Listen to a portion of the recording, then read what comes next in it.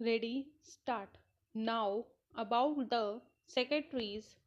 Generally, there is one for each department, and he wants joint secretaries, deputy secretaries, and so on. There is a whole army of secretaries. I do not know how many we have got. It is very difficult to keep pace with the growth of the secretaries in our administration. When the British left, there were a few. Now there are too many. I am not at all suggesting that the number should not have increased. Our Prime Minister is quite right in saying that the administrative work has increased many times, 50 to 100 times. I do not know whether it is 50 to 100 times, but much of the work is not worth having, because if you assess the work properly, then you will find some of the useless things need not be there at all. However, I concede that point that we would require perhaps more ministerial servants in the various departments, more under secretaries, assistants, stenographers, clerks, and so on. I concede that point. But are we not having too many secretaries? I know what work they are doing. Is there any proper check on that? Most of the work that goes in their names is actually done by people about whom we never discuss, whose merit we do not take into account, who are much maligned in the public administration of our country. The man in the lower rung of the ladder of this public administration. These assistants and others do a lot of work, and it is very good thing. We are a cultured people. We are a civilized people, and we are a people with initiative. Now, when they feel that they are the functionaries of the government of a free country, naturally they would like to put their very best, and in fact, they are doing so.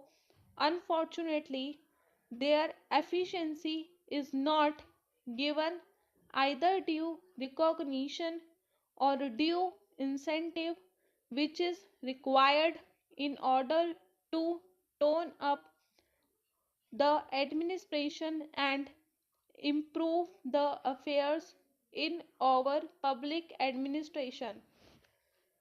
We should reject this idea of administration by the secretaries. We have got a parliament, we have got a ministry which is supposed to be responsible to the parliament. Howsoever irresponsible at times it may behave constitutionally, it is supposed to be responsible to parliament, and then we have got a big administrative setup of the government of India. There are people of efficiency, people who are not recognized, who nevertheless discharge their duties efficiently. We want to improve the face of the administration. We want to democratize our administration. That is the crux of the problem. You cannot have initiative and efficiency until you have our administration democratized. There is bureaucracy, there is soullessness at every point in our administration. I do not know how many of you have talked to the secretaries of the various departments. I have talked to some of the secretaries, but sometimes I feel as if I were talking to the useless persons. One does not see any reaction on their face. I feel that it is a machine that I am talking to. It depresses me, and I am sure many other people are also depressed. So, all these secretaries of these departments have to be democratized, and they should be responsive to criticism and to the wishes of the public.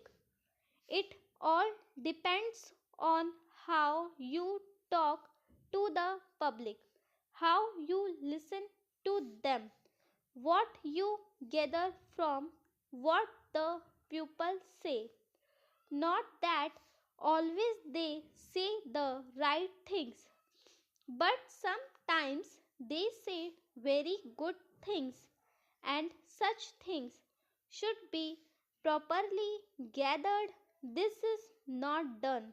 Therefore, what is of vital importance for us for improving the public administration in our country is to democratize the administration and do away with the bureaucratic cold bloodedness that exists in our public administration today. What is of vital importance? I stress it again and again because the crux of the problem lies there. Initiative has to be developed at the lower level by entrusting more responsibilities to the lower officials and by giving recognition to their services and also making it easy for them to work. Their conditions of service have to be improved. Their emoluments must be made adequate to make their life worth living. All these things are important for improving our public administration. As far as the public undertakings are concerned, I am totally opposed to the bureaucrats or representatives of the big money being placed in positions of authority in public administration. There are people, no matter to which politics they belong, they are efficient, who are devoted, and who can discharge their functions very able. In all walks of life, you can find people from among the common walk who could be placed in those positions. Sir, life insurance has been nationalized. What do we find there? It is a public undertaking of great importance to the country. There you have got the some pupil. The old furniture is placed with some sort of rearrangements.